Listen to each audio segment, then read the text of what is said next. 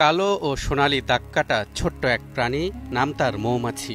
এটি মহান আল্লাহ তাআলার বিস্ময়কর এক সৃষ্টি। বিস্ময়কর কেন বলছি?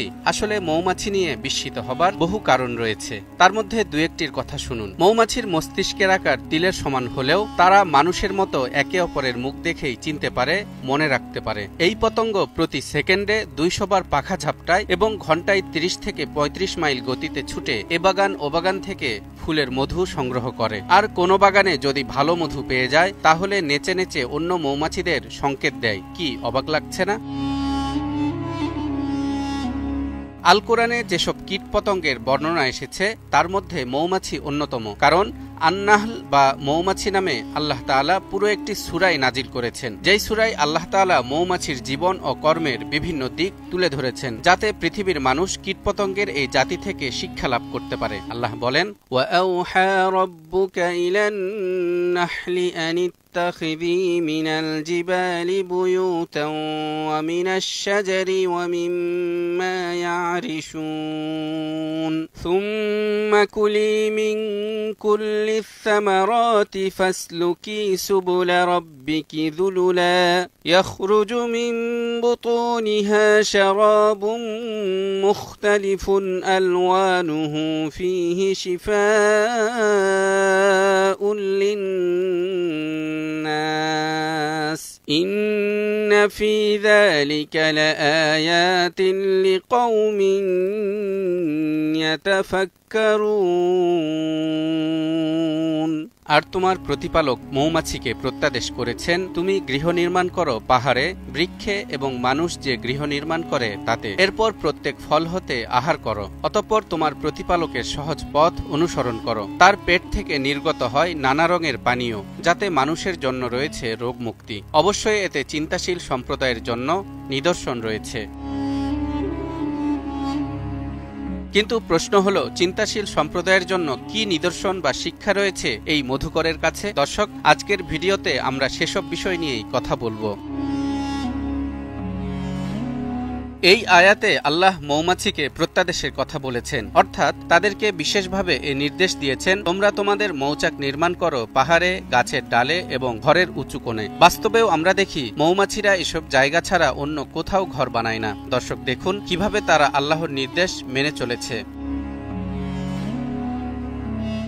আয়াতের আরেক অংশে বলা হয়েছে, তোমার প্রতিপালকের সহজ পথ অনুসরণ করো। এখানে আল্লাহ কেন সহজ পথ অনুসরণ করার কথা বললেন? এখান থেকে মানুষ কি শিক্ষা লাভ করবে? দর্শক, বলা হয়ে থাকে পৃথিবীর সবচেয়ে বুদ্ধিমান পতঙ্গ মৌমাছি।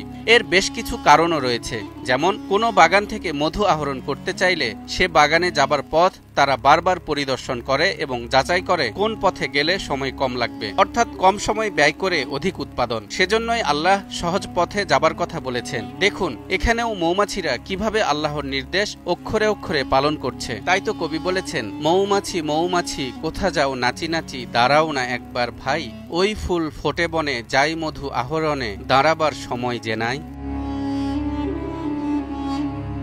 মৌমাছিরা এমন একটি জাতি যাদের রয়েছে মানুষের মতোই উন্নত সমাজ ও রাষ্ট্র ব্যবস্থা। কিভাবে? শুনুন তাহলে। মৌমাছি যেখানে চাক বাঁধে, অর্থাৎ প্রতিটি মৌচাকে 15 থেকে 20,000 ছোট ছোট কুঠরি ঘর থাকে, আর এই সব ঘরগুলো মিলে তারা গঠন করে স্বতন্ত্র একটি রাষ্ট্র। এখানে একজন রানী মৌমাছি থাকে, সে তার মৌচাকে থাকা অন্য সব মৌমাছিকে পরিচালনা করে এবং দায়িত্ব বন্টন করে দেয়। সবার আগে যে দায়িত্ব দেয়া হয় তা হলো বর্ডার গার্ড বা নিরাপত্তা প্রহরীর দায়িত্ব। এই দায়িত্বে নিয়োজিত মৌমাছিরা বাইরের পোকামাকড় বা অনাকাঙ্ক্ষিত কোনো শত্রু যারা তাদের আক্রমণ করতে পারে তাদেরকে ঢুকতে দেয় না। কেউ ঢুকতে চাইলে সবাই মিলে তাকে আক্রমণ করে। এভাবেই তারা তাদের স্বাধীন রাষ্ট্রের নিরাপত্তা নিশ্চিত করে। রানী মৌমাছি 3 সপ্তাহের মধ্যে 6 থেকে 12,000 ডিম দেয় এবং তা থেকে বাচ্চা হয়। কিছু মৌমাছিকে এই শিশু লালন পালনের দায়িত্ব দেয়া হয়, তারা শুধু বাচ্চাদের দেখাশোনা করে। কিছু মৌমাছিকে ঘর নির্মাণের দায়িত্ব দেয়া হয়, যাদেরকে প্রকৌশলী মৌমাছি বলা হয়। তারা সুনিপুণ কারিগরি দক্ষতায় নির্দিষ্ট আইন কানুন মেনে 6 কোণ বিশিষ্ট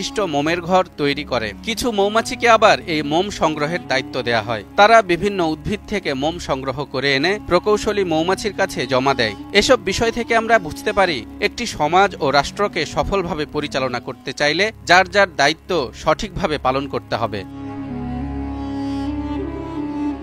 কোনো মৌমাছি যদি ময়লার স্তূপের উপর বসে পরবর্তীতে আবার চাকে ফিরে আসে, তাহলে বর্ডার গার্ড বা নিরাপত্তার দায়িত্বে থাকা মৌমাছিরা তাকে আর মৌচাকে প্রবেশ করতে দেয় না। নোংরা হওয়ার কারণে এই কঠোর ব্যবস্থা গ্রহণ করা হয়, এমনকি রানীর হুকুমে তাকে মেরে ফেলা হয়। ঠিক তেমনি আমাদের সমাজ ও রাষ্ট্রকে পরিশুদ্ধ রাখতে হলে যারা অন্যায় করবে তাদের যথাযথ শাস্তির ব্যবস্থা নিশ্চিত করতে হবে। অন্যথায় ন্যায় বিচারহীন সমাজ কিংবা বিচারহীন রাষ্ট্রে অপরাধের মাত্রা দিন দিন বাড়তেই থাকবে।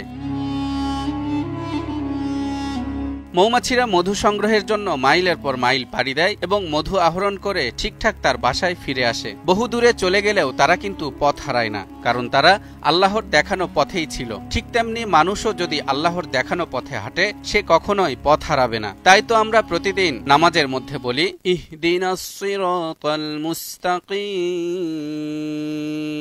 আমাদেরকে সরল পথ দেখাও। আয়াতে আল্লাহ তাআলা মৌমাছিদেরকে নির্দেশ দিয়েছেন, তোমরা বিভিন্ন ফল ফুল থেকে আহার করো। সুতরাং মৌমাছিরা আল্লাহর আদেশ অনুযায়ী নিজেদের পছন্দ মতো ফুল ও ফলের কাছে যায়, সেখান থেকে নির্যাস নেয়, কিন্তু ফুল ও ফলের কোনো ক্ষতি করে না এবং নিঃস্বার্থভাবে তার মধুর মাধ্যমে মানুষের উপকার করে। ঠিক তেমনি একজন মুমিন ব্যক্তিও হবেন এমন, তিনি কারো ক্ষতি করবেন না এবং নিঃস্বার্থভাবে মানুষের উপকার করবেন। এভাবেই মহান আল্লাহ তাআলা ক্ষুদ্র একটি প্রাণী মৌমাছি থেকে চিন্তাশীল সম্প্রদায়ের জন্য নিদর্শন বা শিক্ষার কথা পবিত্র কোরআনে তুলে ধরেছেন। তালহা ইবনে রেজা, নিউজ 24।